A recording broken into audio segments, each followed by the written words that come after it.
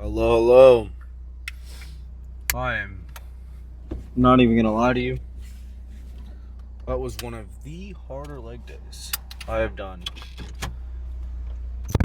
in a minute. Like, I ain't even like it is. Like, I have never, it's been so long since I felt the urge to puke. I'm not even gonna lie to you. The need, it felt like. It wasn't oh, okay, whatever. I'll be fine. It was, God damn it. I was struggling with leg press because, right before, I did my first set, I finished it, got into it, was feeling it, and then I'm getting up going, I might puke. I don't know what to do. I'm feeling like everything I ate is coming back up. And then I went, if I puke, that's okay. Because I'm just going to continue to train like no other. Because I cannot let this feeling, this urge, stop me. Especially if I'm not going to puke. I've gone to the gym, did a workout, puked midway through the workout, and went, I don't know if I can do this. I did it a lot for my sport. There was times, I trained sick once for what I did, for my sport. And I was, literally dry heaving because I had no food in my system during this workout, during this training session for it. And I'm sitting there going, ugh, the entire time after, I finished up doing my set, my rep, just over and over, doing the same thing over and over. I get back up and go, I really need to puke. My coach is worried and stuff like that. And I'm like, I'm fine. I'll just continue to keep going. And that's a mentality that's kept me, mentally strong. That's a mentality that's kept me continuing going. But I have no idea how healthy that is for me. That is for, teaching people to do that, because I'm not gonna lie to you, it is very difficult to get out of that mentality. It's very difficult to be in that mentality too, because if you're in that mentality all the time, you're thinking, if I'm not pushing hard enough to the point where I might need to puke, I am not training. And it's not like that. That's the thing about, have you guys ever seen the CrossFit clowns? One of their mascots is named Pukey. And then I think the other is Rabdo.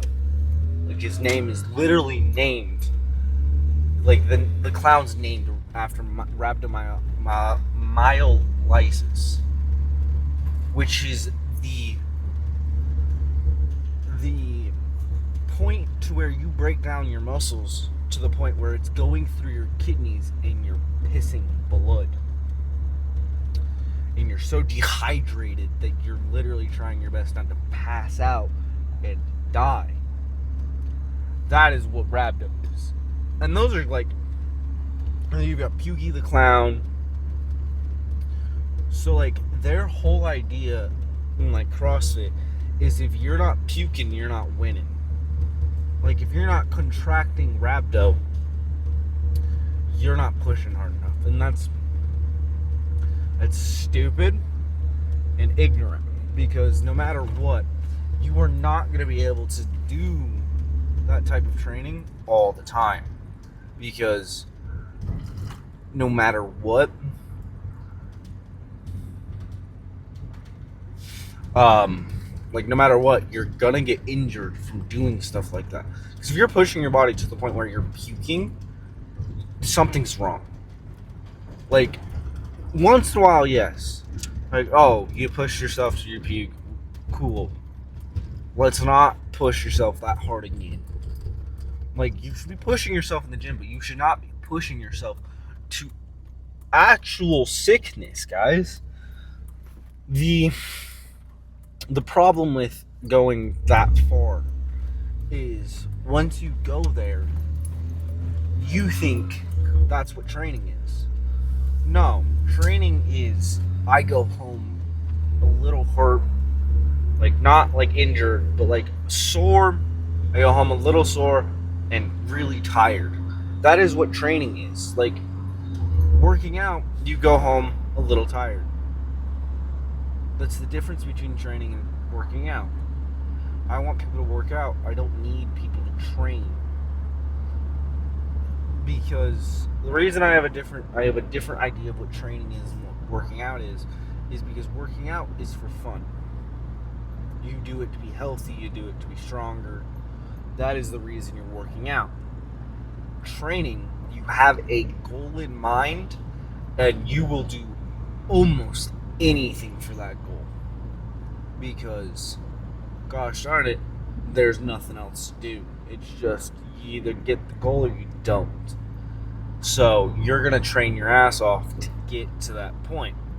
Now, you do not have to be that hardcore. You do not need to be that excited. You do not need that. What I'm trying to tell you is, as long as you push yourself adequately, you are going to get bigger. One person you should watch and not do not train like him. Watch him like once in a while and look and go, oh shit, this is not what not to do. Jack's fit. The reason I say that is because after almost 2 years, there is zero change in his physique. Like zero. Like he doesn't get more muscular. He didn't get leaner. He actually kind of looks less. Like from what his progress pictures, he does not look like he put on any more muscle. He just looks like he put on a ton of fat, which, well, that can happen. Yes, like on a genuine note, the reason it can happen though is because he has not the best genetics for building muscle. I can give you that. Not great genetics for that. But it's also because he does not train that hard. Like, there's videos of him training hard, and it's just for the camera. I would bet a lot of money that he does not train hard at all. Because even with people who have the worst genetics, like the worst of the worst, they at least gain a pound of muscle in a year. He does not look like he gained a single pound of muscle within a year at all. He looks like he actually lost muscle, which is an interesting thought. But to get back to my point, if you are training properly, if you are working out properly, you should be gaining a little bit of muscle. I don't know how much because that's genetics, but I do know. I'm tired. I do know that if you're not willing to push yourself in the gym, most people aren't willing to push themselves outside of the gym. Like, they're not willing to get better and get stronger. Yes, it's going to be a difficult time. It's going to be one of those days that you're just there. Like, I have been in the gym for about a year and a bit. Like, not like deliberately, consistently in the gym for a year and a bit. Consistency. Like, consistently staying in the gym, being on top of what I need to do. And yet, I have had like 5 different occasions where I've gone to the gym going, I'm just going to go through the motions. I understand it's going to be difficult, but I have to go through these motions, and I have to push at my last set. That's what I have to do. I have to be pushing as hard as I can. First and last.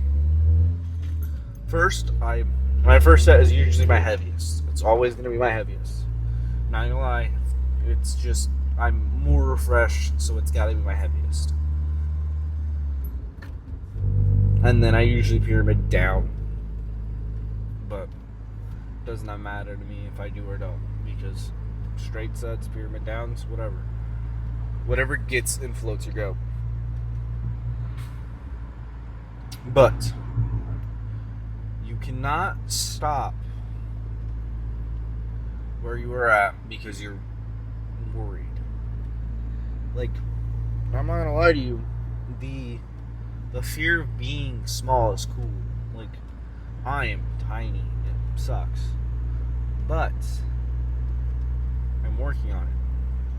If you're fat, if you're small, if you need something to do, go to the gym. It gives you an outlet.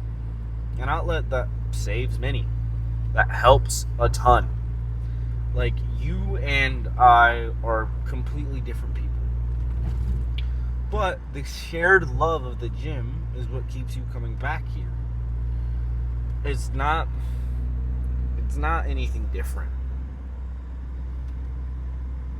That is what keeps people wanting to come back, is this need, this urge to continue. Because I am, like, I need it.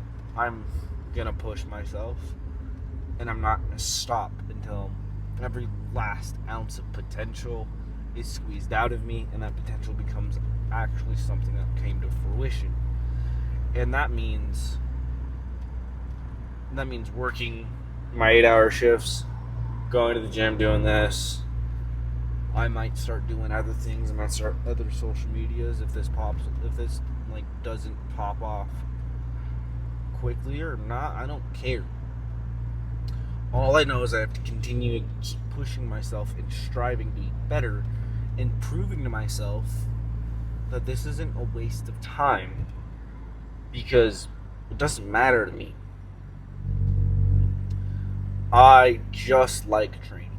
And if I can find more people who are just like me, who love training, then I'm glad.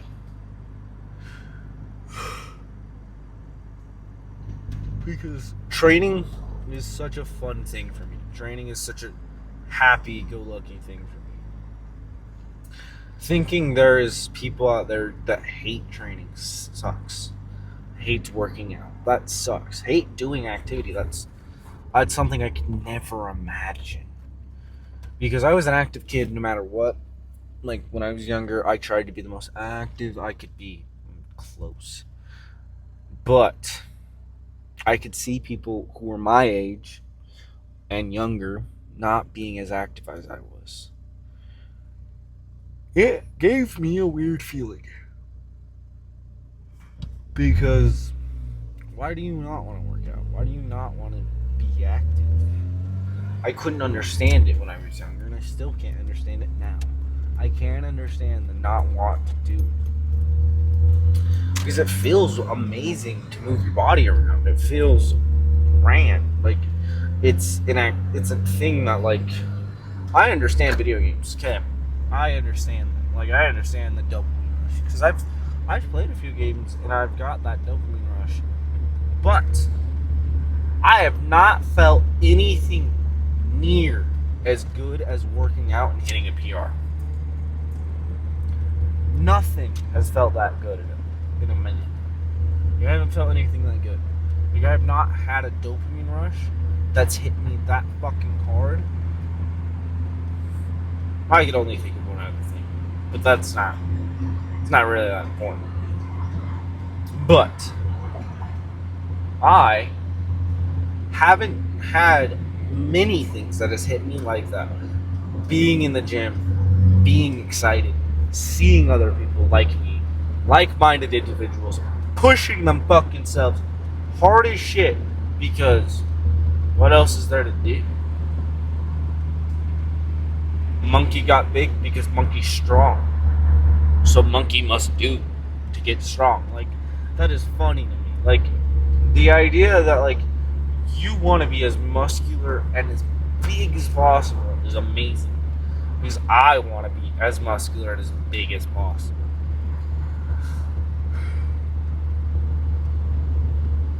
I mean, like, I'm not gonna lie to you. I have goals that are beyond my belief right now, beyond my reach, and yet I'm gonna reach them no matter fucking what, because it's a goal. These goals aren't meant to be unattainable; they're meant to be attainable.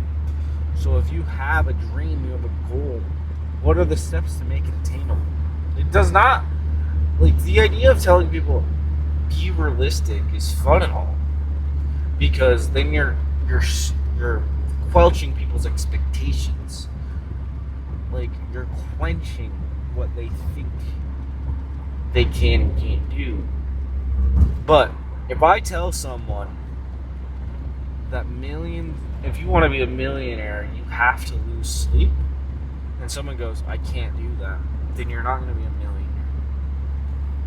If I tell someone, hey, if you want a great physique, you're going to have to do this, this, and this. You're going to have to eat healthy. You're going to have to sleep better. You're going to have to work out. And they're going to go, I can't do the other two. I can only work out. And I'm like, you're not going to get your dream physique. You're going to get an adequate physique that's a third of what your dream physique is. Because training it isn't even a third of what you need to do to get your dream physique. Because most people's dream physiques is getting abs. Like, that's the first start for most people's dream physiques, is abs and a decent chest. Well, guess what? To get abs and a decent chest, you have to be in a calorie deficit for the abs. You need a decent chest. You have to be eating protein, and you have to be working out. And then to make sure you are actually getting an adequate amount of muscle growth and strength gains to prove that it is working, you have to sleep better. You have to actually get 8 hours of sleep. And we're not just making this shit up. The reason we do 8 hours of sleep is because your cortisol levels go down when you get that much sleep. Like, it's not it's just, random number, 8 hours. No, it's because your cortisol levels that have been studied by science have proven to be,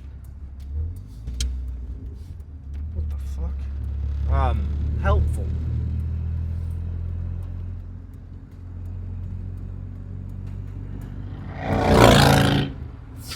Whatever. Like, they've been proven to go down when you have a ton of sleep. When you have more sleep, 10 hours is okay. Yes, getting that much sleep is great, because then your body is healing better. But what the fuck? So you just have to get sleep. You have to do these 3 things to get a dream physique. I have nothing else to say. Good night. Goodbye. Have a good day. Have a good night. See you later.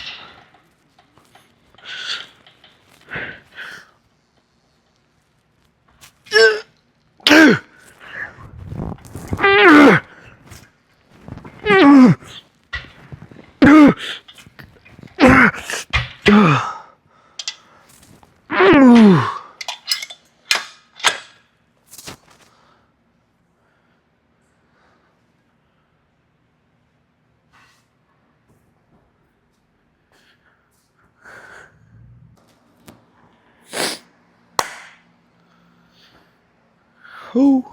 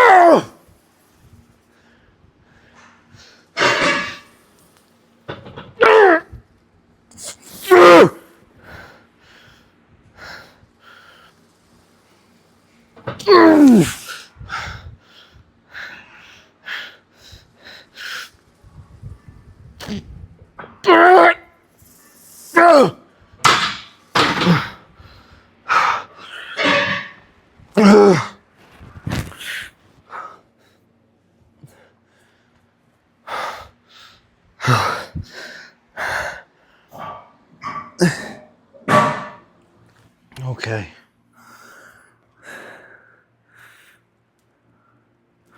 Okay. Oh, fuck.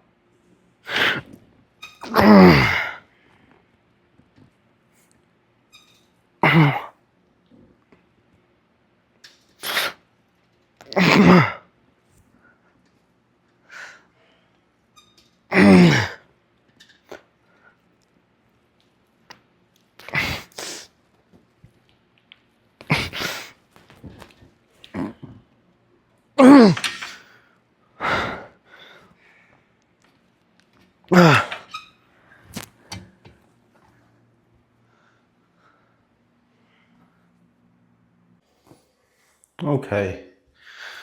Whew.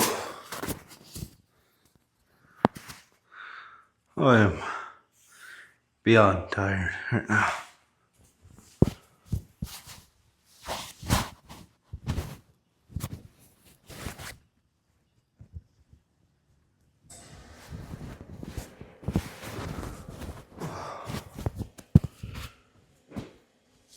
stuck on my hat.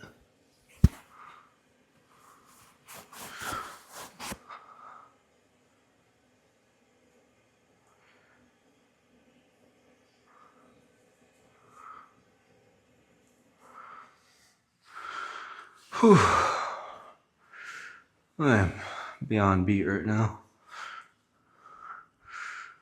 Whew.